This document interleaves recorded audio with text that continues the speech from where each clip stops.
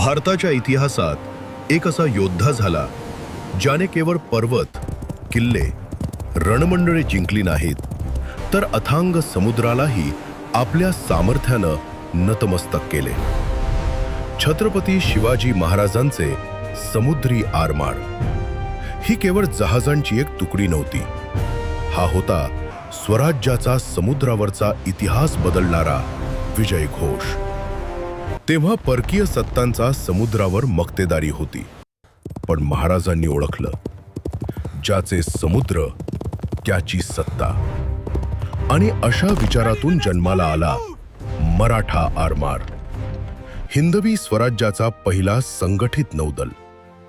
या आरमारात होती 100हून अधिक जहाजे, गुंज आक्रमण नौका, गुराब युद्ध नौका आणि मोठ्या पालांची समुद्री वाघासारखी धावणारी उरलेली रत्ने.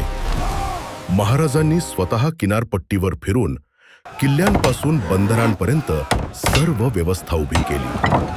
सिंधुदुर्ग, विजयदुर्ग, सुवर्णदुर्ग हे केवळ किल्ले नव्हते, ते होते समुद्रातील अभेद्य कवच. अंग्रे, दाभोळकर, मेस्त्री, खलाशी सर्व जाती धर्मातील लोक महाराजांच्या आरमारात सामील झाले. एकच ओळख, मराठा सैनिक. या नौसेनेनं अशक्य ते शक्य केले. पोर्तुगीज, डच, सिद्धी ज्यांनी कधी समुद्रावर विरोध पाहिला नव्हता, ते मराठ्यांच्या आरमारानं थरथर कापू लागले.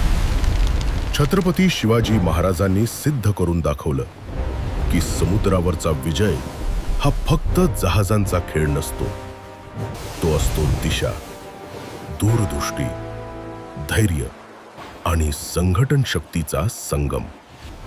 आजही त्या लाटा, त्या लांघलेल्या वाटा मराठा आरमाराची जयघोष करणाऱ्या वाऱ्यांतून आपल्याला एकच संदेश देतात: समुद्र जिंकायचा असेल तर आधी मनातलं भय जिंकावं लागतं.